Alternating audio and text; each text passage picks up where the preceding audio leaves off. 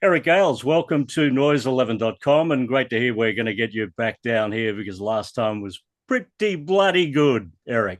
Thank you, man. Thank you. We're excited, man. We can't wait. We're looking forward to it. Oh, yeah. Look, when you were down here and you were doing the Blues Fest thing, and that included Melbourne at one point a couple of years back, you were traveling around with a whole lot of other artists. Was there get-togethers and partying going on? What was happening with all the other members of the Blues Fest gang? I mean, I think we were all, still tired, man. I mean, from the long trip there. I mean, nonetheless, but with the Kingfish and the other artists, it's always cool to be in accompaniment with good friends and good family, and we definitely enjoyed ourselves the last time they're together, and just like we're looking forward to this time, and this time will be my first full extensive, if you will, somewhat extensive tour in Australia, and I definitely look forward to it, and hopefully it won't be. It's definitely not the last time, but the first of many to come.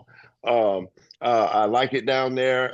Just a couple of months ago, we were there and thoroughly enjoyed ourselves, and we can't wait to come back, man. We look forward to every single place that we're coming to, and we intend to rock out and have a wonderful time. Kingfish, Buddy Guy, they were both on that tour. They're both on the tribute to LJK record as well. Yeah. They're part of this new record, man, that is seeping out. The first single has already come out, Somebody. The next single actually comes out on July 30th. It features Joe Bonamassa, and we had a wonderful time doing this record, man, all in tribute to my brother, who was a powerful blues guitar player. Albert King took him under his wing and, just elevated his career, I believe. And my brother was on his way to, an escalation that was pretty big, and until there was his number got called, and it was a sad day, but that didn't take away how powerful his music was and still is, and I think it was past due for me to give a tribute to my brother, and I'm glad that I decided to do it on this record, and Joe and Josh helped me see my vision of giving my brother's songs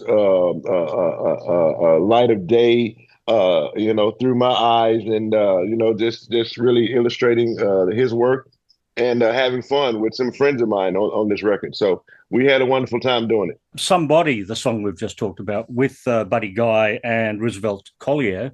Tell me about you and Buddy. Did you know Buddy before that Australian tour a couple of years ago?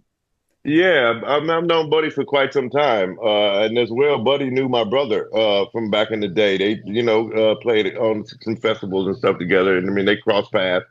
So that made sense for me to ask Buddy if he didn't mind being a part of this tribute to my brother, and of course he said yes, and he did his thing and knocked it out the park.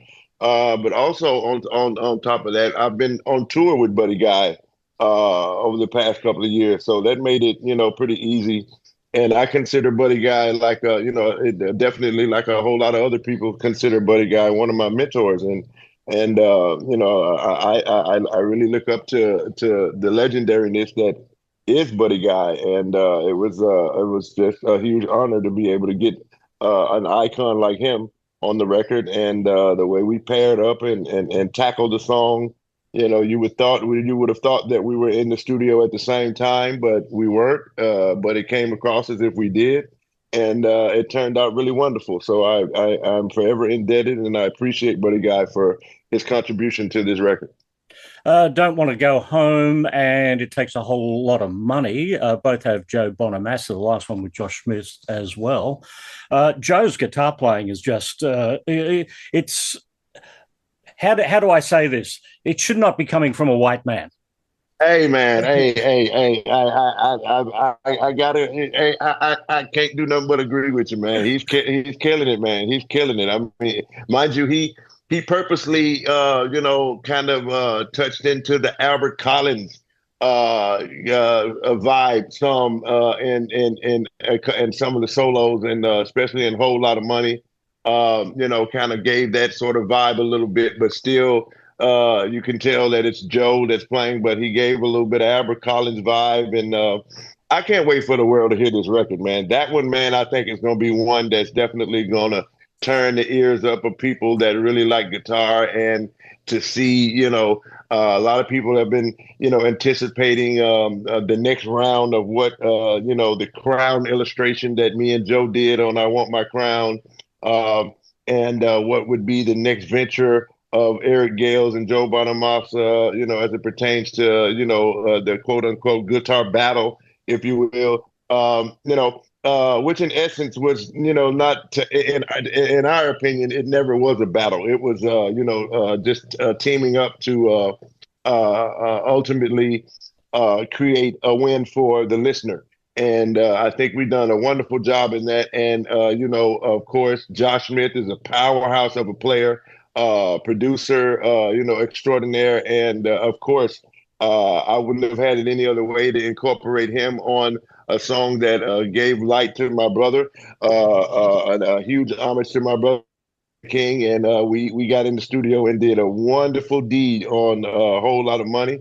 There was just enough verses for us all three to take a verse and play some. And man, I'll tell you, I really like that song because we really gave the world some serious guitar playing on that song, man. And that's fun. That was fun to do. I can't wait for the world to hear that one. Talking about great guitar players, Jimmy Page, and you got to play in 1999 on the Whole Lot of Blues songs of Led Zeppelin. This Ain't No Tribute album. Quite a few songs. Custard Pie, I Can't Quit Your Baby, Trampled Underfoot. Tell me about your experience in reinventing those songs. Man, it's funny you brought that up, man. That was done many, many years ago, man. I would say at least 15 years ago. 26. Quite a while ago. Yeah, that was when I first met Derek Trucks. He was part of those sessions as well. We were actually cutting two records at once. It was the Led Zeppelin tribute and an Eric Clapton tribute. We also that's where me and Derek Trucks did the Layla song, and we did Layla, and me and Derek, I think, it came across. Man, it was our first time meeting each other, and Layla came across amazing. But back to the Led Zeppelin tribute, man, those were really fun times in the studio, working up the renditions of those songs, Trampled Underfoot, Custard Pie, Can't Quit You Baby, man. Those were very, very fun, man. I really like that. John Snyder, to this day, is one of the most fun producers that I've ever had the opportunity to work with, man. And I hope we cross paths again in the future. It just was a really fun, good time, man, doing those records, man. And it's really ironic that you brought that up. Those are really cool. Who's the band you're bringing down to Australia? The band that I've had. I mean, the same band that was just there a couple of months ago. Nick, Fitz, my wife, Trevor McKay on rhythm guitar. The core band that I've had. Yeah. So we're gonna give it everything we got, man. And they're the band you've recorded with all these years as well.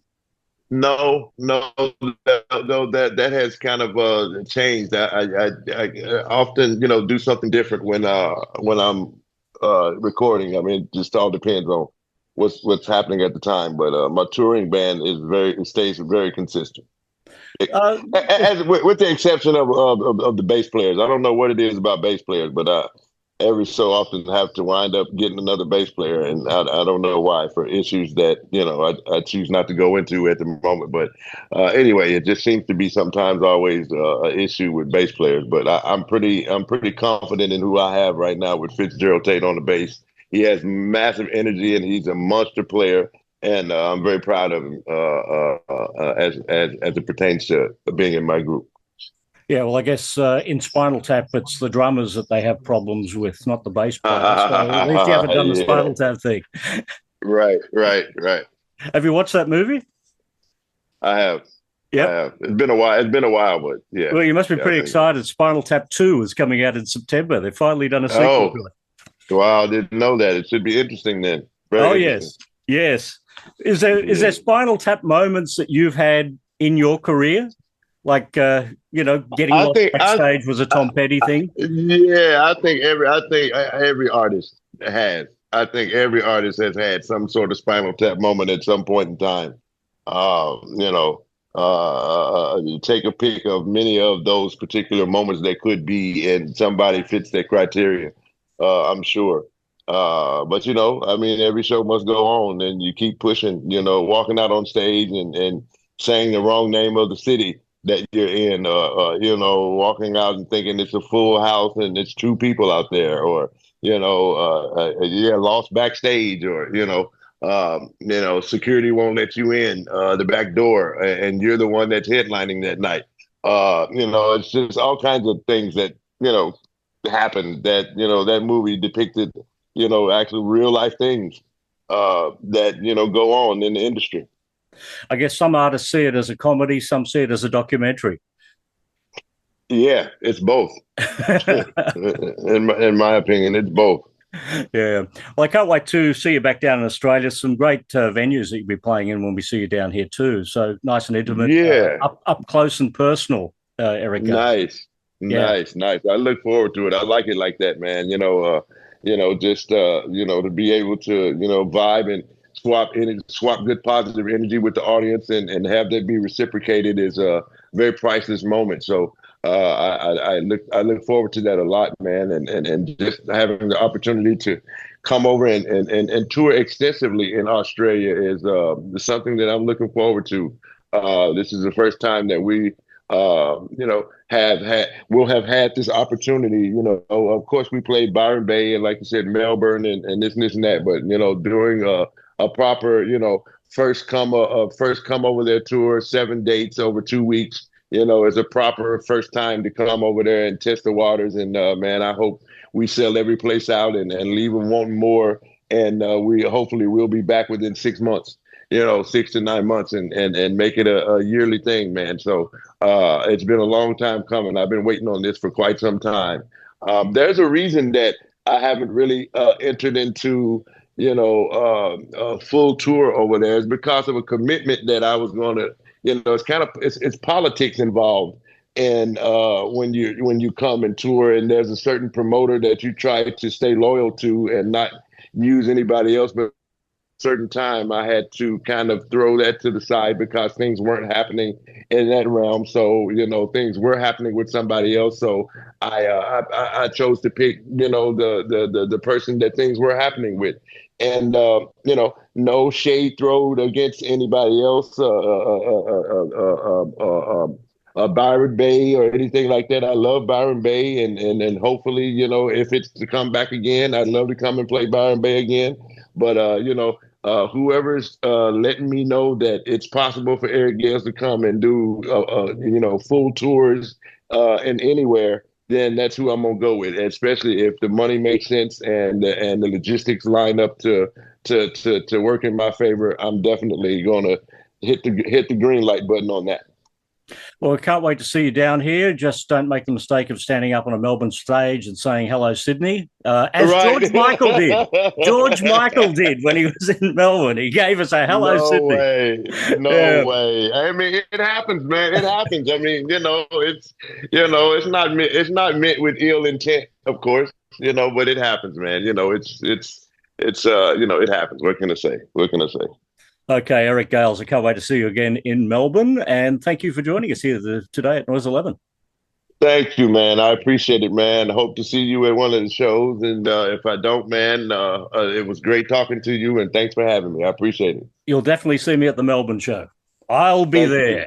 It's already All right. been arranged. Beautiful, beautiful, beautiful. All right, man. Thank you All so right. much, man. Okay. All right. See you later. Ciao.